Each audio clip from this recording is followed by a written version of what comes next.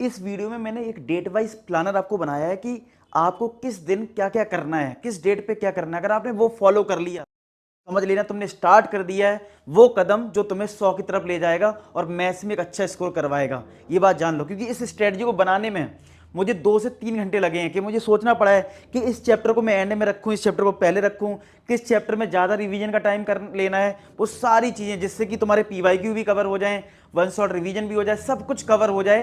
तो ये वीडियो आपके लिए बहुत हेल्पफुल होने वाला है, क्योंकि इसमें आपको सब कुछ मैं डिटेल में बताने वाला हूं।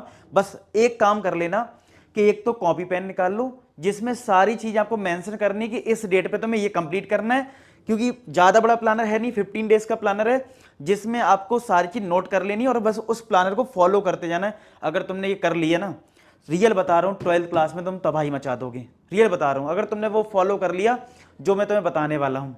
ठीक है, तो चलिए स्टार्ट करते हैं। सबसे पहली चीज आपने देखा होगा, नोटिस करा होगा, हमें ये प्रॉब्लम आती है कि हम करें क्या, मतलब क्या चीज फॉलो करें। जैसे कि आपको माइंड में आ रहा होगा कि यार एनसीईआरटी पहले स्टार्ट करूं, एनसीईआरटी एग्जाम्पलर लगाऊं, इंपॉर्टेंट पीवाईक्यू लगा दूं, ठीक है, या प्रीवियस ईयर क्वेश्चंस करूं, सैंपल पेपर करूं। बहुत सारे डाउट्स आते हैं आपके माइंड में, ठीक है, कि मैं क्या करूं कि बोर्ड एग्जाम में अच्छा स्कोर आ जाए।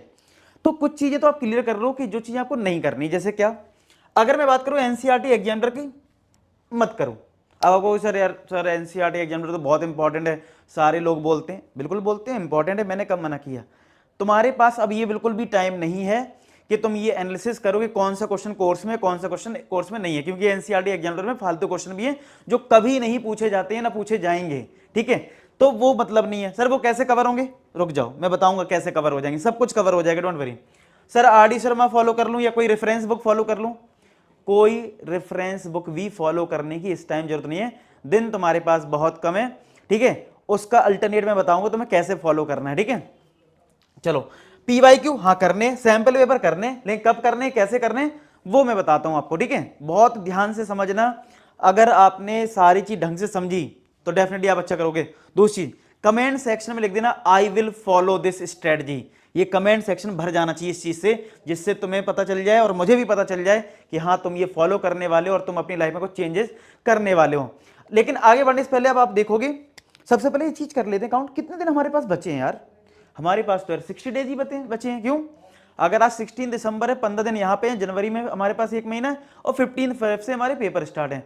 टोटल मिला के हमारे पास 60 डेज हैं, टोटल मिला के 60 डेज में अगर मैं बात करूं, फरवरी का जो टाइम आएगा उसमें तो आप वैसे ही प्रेशर में होगे, ये सब्जेक्ट पढ़ना वो सब्जेक्ट पढ़ना, तो मैं कहूंगा सिर्फ 45 डेज हैं अब आपके पास, सिर्फ 45 डेज जो इफेक्टिव हैं, जिनमें आपको पढ़ाई करनी। लेकिन फिलहाल जो स्ट्रेटजी है अभी मैं आपको बता रहा हूं, इन 15 दिन में देखो, एक बात ध्यान रखना, आप इस 45 डेज को 2 पार्ट में डिवाइड करिए, 15 + 30 में। यानी कि अभी जो दिसंबर में आपके पास टाइम बचा है, ये 15 डेज जम के मेहनत करना है भाई, मेहनत करो भाई, समझ रहे हो, जितनी ज्यादा यहां मेहनत करोगे उतना मजा आएगा 30 डेज में। क्योंकि होता ही है हमारे साथ, अगर हम प्रेशर में आ जाते हैं हम अच्छा नहीं खेल पाते। आपने देखा होगा क्रिकेट मैच में बहुत अच्छे अच्छे बैट्समैन होते हैं, जब प्रेशर में आते हैं तो अच्छा नहीं कर पाते हैं। अगर तुमने एंड के भरोसे कुछ चीजें छोड़ दी, तुम कितने भी अच्छे होगे लेकिन तुम 30 डेज में उतना अच्छा नहीं परफॉर्म कर पाओगे। इसलिए उस प्रेशर को अभी से फील कर लो, 15 दिन में जी जान एक कर दो और बिल्कुल लग जाओ कि भाई मुझे बोर्ड एग्जाम में तबाही मचा देनी है, मेहनत करनी है। ये सोचो कल ही तुम्हारा बोर्ड एग्जाम है, हर दिन तुम ऐसे जियोगे तो तुम यहां प्रेशर में नहीं चौके छक्के मारोगे। इस बात को समझ लेना जो मैं बात बता रहा हूं, बहुत बहुत बेसिक चीजें हैं, लेकिन आपको दिमाग में सेट करनी होगी कि प्रेशर में तुम नहीं खेल पाओगे। फिर तुम अगर एंड टाइम पे छोड़ दी ना, तुम यही सोचोगे यार मैंने ये नहीं करा, मैंने ये नहीं करा, मैं कैसे करूंगा। सब कुछ बताऊंगा कैसे करना है और आपको प्रॉपर चीज समझ में आएंगी। अब बात करते हैं, 16 दिसंबर से स्टार्ट हो गया, आज से क्या करना है। सबसे पहले बहुत सिंपल सा चैप्टर उठाना है, मैट्रिसेस। ठीक है, 65 मिनट्स लगेंगे करने में। सर ये कहां से पता लग रहा है 65 मिनट्स? लिंक डिस्क्रिप्शन में है, 65 मिनट्स लगेंगे उस चैप्टर को कर लेना। 2 टाइप की आपको लिंक मिलेंगी, एक है detail one shot type video, एक है प्रीवियस ईयर क्वेश्चंस के, वो आपको डिस्क्रिप्शन में सारा मिल जाएगा। तो जिसमें पीवाईक्यू नहीं लिखा है इसका मतलब वो वन शॉट या डिटेल लेक्चर है उसकी बात कर रहे हैं। जिसमें पीवाईक्यू लिखा है यानी वो इंपॉर्टेंट पीवाईक्यू की बात कर रहा हूं। तो 2 टाइप की प्लेलिस्ट आपको डिस्क्रिप्शन में मिलेगी। तो मैट्रिसेस उठाना जिसमें देखने को मिल रहा है 65 मिनट यानी 1 घंटे में हो जाएगा। अच्छा कितने घंटे पढ़ने हैं? तो भाई कम से कम 2 से 3 घंटे मैंने जैसे जो बनाया प्लान उसके अकॉर्डिंग 2 आवर 30 मिनट्स, मतलब आपको मतलब 2.5 घंटे के आसपास पढ़ना है। 2 आवर 30 मिनट्स क्यों? क्योंकि मैंने रिमेनिंग आवर्स आपके अदर सब्जेक्ट के लिए भी दे रखे हैं, क्योंकि ऐसा नहीं कि मैं कह रहा हूं 10 घंटे तुम पढ़ लो, ठीक है। तो मैट्रिसेस से स्टार्ट करो, फिर मैट्रिसेस की पीवाईक्यू करो। तो यहां पे अगर आप देखोगे तो 65 मिनट्स में ये हो जाएगा, यानी 1 घंटा मान लो इधर, 30 मिनट्स यहाँ पे, 1.5 घंटे में ये हो गया। 1 घंटे में लीनियर प्रोग्रामिंग आराम से हो सकता है, तो वो भी एनसीईआरटी से करना है। तो ये एक दिन पहले दिन तुम ये सारे चैप्टर्स निपटाओ। अब तुम कहोगे सर मेरे तो प्री बोर्ड भी है, मान लिया प्री बोर्ड है, ठीक है, तो प्री बोर्ड में तो तुम एक दिन बहुत कुछ पढ़ाई करते हो, तो वो पढ़ाई करो। प्री बोर्ड नहीं है, इसको फॉलो करो। अगर किसी दिन मिस हो जाए तो अगले दिन थोड़ा ज्यादा पढ़ाई करो, स्कूल की छुट्टी मारो। मतलब आपको ये डेडलाइन पे चीजें कंप्लीट करनी है। ये मैं मान सकता हूं कल आपका इंग्लिश का पेपर हो, ऐसा हो सकता है आपका कल के दिन कुछ और पेपर हो, केमिस्ट्री का हो, तो आपका ये दिन बेकार हो सकता है, तो कोई बात नहीं। जब छुट्टी ज्यादा मिले या आपको लग रहा है कि आज मैं स्कूल नहीं जाऊंगा, कोई दिक्कत नहीं होगी, तो भैया कवर कर लो, 2-2.5 घंटे ही तो निकालने हैं, समझ में आया? तो ऐसे करके आपको प्लानर के अकॉर्डिंग चीजें फॉलो करनी है। अगर मैं बात करूं 17th की, अब थोड़ा हार्ड चैप्टर पकड़ो, कंटिन्यूटी एंड डिफरेंशियबिलिटी। कितने मिनट लग रहे हैं? 1.5 घंटे के आसपास, और उसी के पीवाईक्यू करने 30 मिनट्स में, यानी 2 घंटे का काम है। यानी कि मैंने तुम्हें जो एक्स्ट्रा टाइम दिया है, क्योंकि मैं बोल रहा हूं 2.5 से 3 घंटे पढ़ने के, मैं 2.5 घंटे ही मान रहा हूं, ये काम तुम्हारा लगभग में 2 घंटे में हो रहा है। बाकी जो एक्स्ट्रा टाइम बच रहा है ना, उसमें अपनी अप्रोच बनाओ, क्योंकि ये नहीं है कि लेक्चर बस देखना है, ठीक है। अच्छा सर, क्या मैं एनसीईआरटी से करूं 1 बाई 1 क्वेश्चन? नहीं, जो मैंने लेक्चर डिस्क्रिप्शन में डाले उनको फॉलो कर लो। एनसीईआरटी पढ़ने की जरूरत नहीं पड़ेगी, ठीक है, एनसीईआरटी पढ़ने की जरूरत नहीं पड़ेगी। एनसीईआरटी रिवाइज तुम कर लेना कब? जब पेपर के 10-8 दिन का जो गैप है ना, मैं करवाऊंगा तुम्हें एनसीईआरटी रिवाइज, परेशान मत हो, मैं सब कुछ करवाऊंगा। बस जो मैं ये बोल रहा हूं बस इसको फॉलो कर लेना, मैं तुम्हें सब कुछ रिवाइज करवा दूंगा। क्लियर है बात? यानी तुम्हें अभी उन सब चीजों की टेंशन नहीं लेनी है। एनसीईआरटी की जिम्मेदारी मुझ पर छोड़ दो, पेपर टाइम में अच्छा खासा गैप है, रिवाइज करवा दूंगा सारी चीजें, ठीक है। अभी वन शॉट और ये सब करो, नहीं तो फिर एनसीईआरटी करते रह जाओगे, तो मैं 2 महीने ऐसे ही निकल जाएंगे, ठीक है। कुछ नहीं करना है, बस जो डिस्क्रिप्शन में लेंगे उसको करना है। 89 मिनट्स में ये हो जाएगा। जो 30 मिनट्स में तुम्हें एक्स्ट्रा दे रहा हूं, उसमें तुम इन्हीं चीजों को रिवाइज करोगे, चीजों को। अभी तुम्हें एक बहुत अच्छी चीज पता लगने वाली है, अभी बताता हूं, ठीक है। आगे बढ़ते हैं 18 दिसंबर पे। कुछ नहीं, सिर्फ और सिर्फ इंट्रीगल्स करना है, ये सीधी बात है, बड़ा चैप्टर है, ठीक है। 179 मिनट्स का वीडियो है जो डिस्क्रिप्शन में मिलेगा, 3 घंटे लगेंगे, डेडिकेट होकर आपको पढ़ाई करनी है, ठीक है। तो भाई इसमें मैं कोई रिस्क नहीं ले रहा हूं, इसलिए मैंने और कोई चैप्टर रखा ही नहीं है। सर क्या 3 घंटे में इंट्रीगल्स रिवाइज हो जाएगा?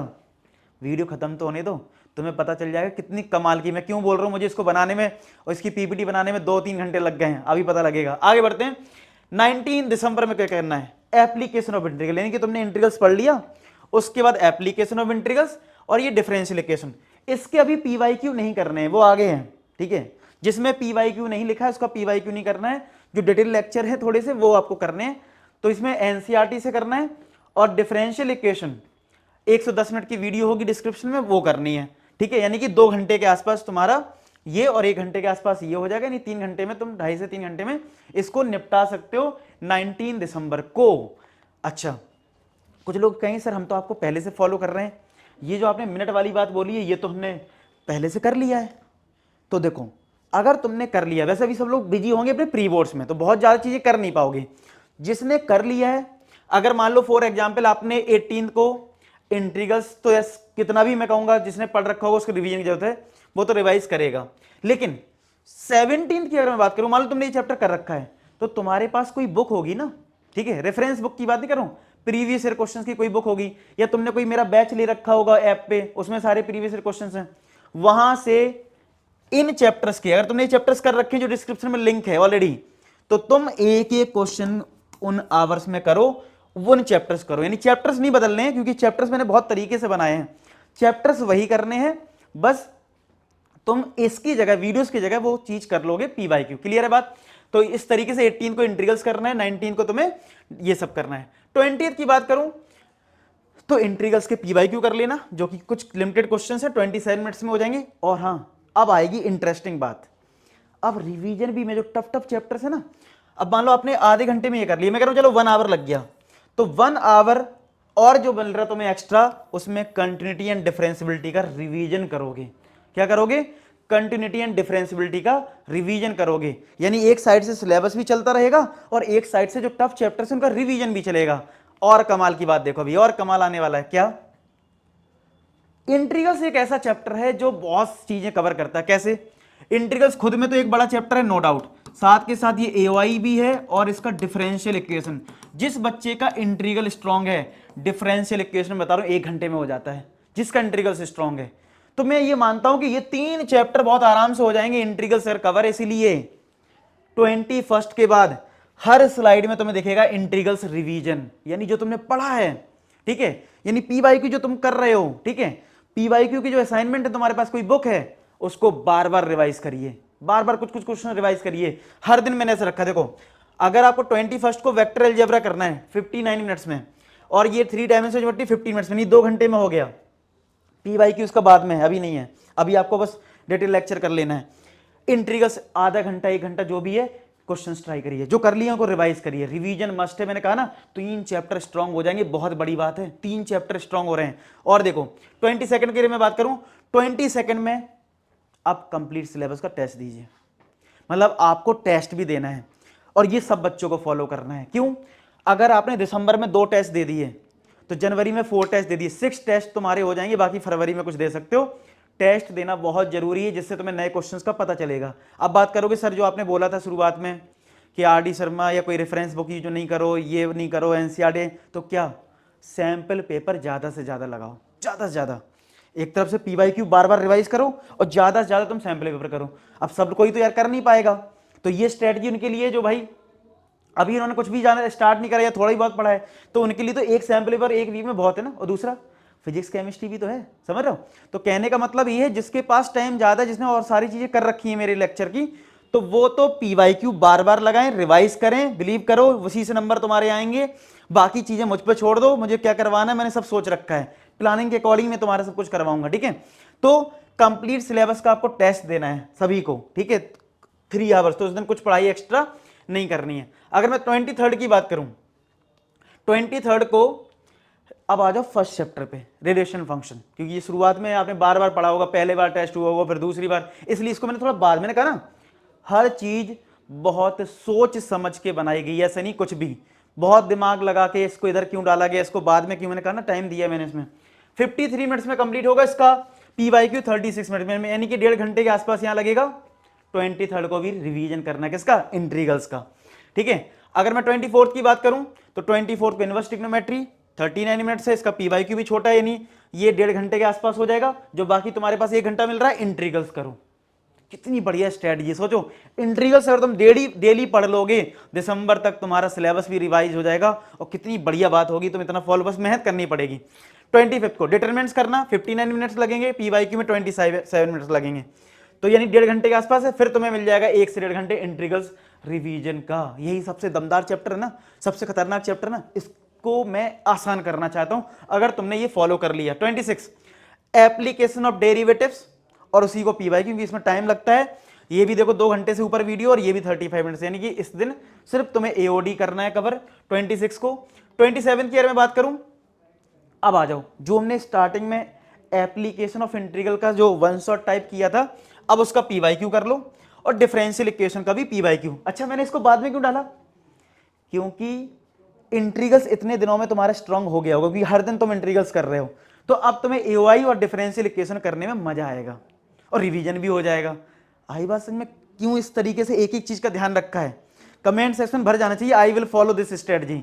अब कुछ इधर उधर के वीडियोस नहीं देखने हैं, बस इसी वीडियो बार बार आना है, जो जो चीजें हैं डिस्क्रिप्शन में जाके तुरंत वीडियो देखना है, फिर इसको आके आना है, फिर जो मैंने आप लिख लो रजिस्टर में, आके डिस्क्रिप्शन से लिंक पे क्लिक करना है, वीडियो देखना है, ठीक है।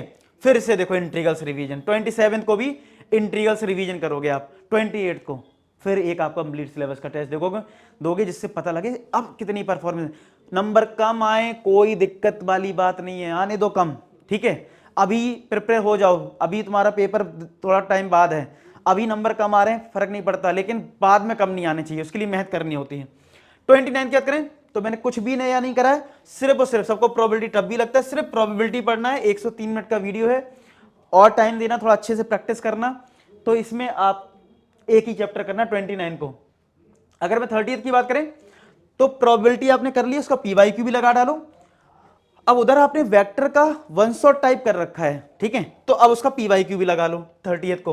और 31st को आप 31 को प्रोबेबिलिटी के आप पीवाईक्यू अगर आपके थोड़े बचे हुए हैं तो उसको कंप्लीट कर लो, ठीक है। थोड़े से जो बचे हैं उनको बार बार, क्योंकि प्रोबेबिलिटी भी बच्चों को टफ लगता है इसलिए टाइम ज़्यादा दिया है। और यहाँ पे 3 डायमेंशनल के पीवाईक्यू कर लो। इस तरीके से तुम्हारे सारे पीवाईक्यू सारी चीज़ें कंप्लीट हो जाएंगी। बस ये प्लानर कहीं लगा लो, चिपका लो और इसको फॉलो कर लो। और वीडियो से डिस्क्रिप्शन में लिंक है, उनको फॉलो कर लिया। मैं विश्वास दिला रहा हूँ जनवरी में जो तबाही मचाएंगे हम लोग रिवीजन की, वो अलग लेवल की होगी। बहुत क्वेश्चंस करवा दूंगा प्रैक्टिस, लेकिन मुझे इतना तुमसे चाहिए इसी तरीके से, इस प्लानर के अकॉर्डिंग, ठीक है। इतने टेस्ट चाहिए, ये सारी चीज़ें अगर आप कर लेते हो डेफिनेटली बोर्ड एग्जाम में तुम अच्छा करोगे। पेपर में गैप भी है, मैं तुम्हारी तैयारी करवा दूंगा, विश्वास रखो, ठीक है। विश्वास रखो, तुम फोड़ सकते हो, बस तुम अपने अंदर जुनून लाओ। और ये 15 दिन ऐसे जियो कि तुम्हारे बोर्ड एग्जाम आ गए अगले महीने। इन 15 दिन में मुझे कहीं इधर उधर नहीं जाना है, बैठ के टिक के पढ़ाई करना एक जगह। अगर तुमने कर लिया तुम फोड़ दोगे। मिलते हैं नेक्स्ट वीडियो, तब तक अपना ख्याल रखो, पढ़ाई करते रहो। लास्ट में एक ही बात बोलूंगा कि आप सभी सफल हो। धन्यवाद।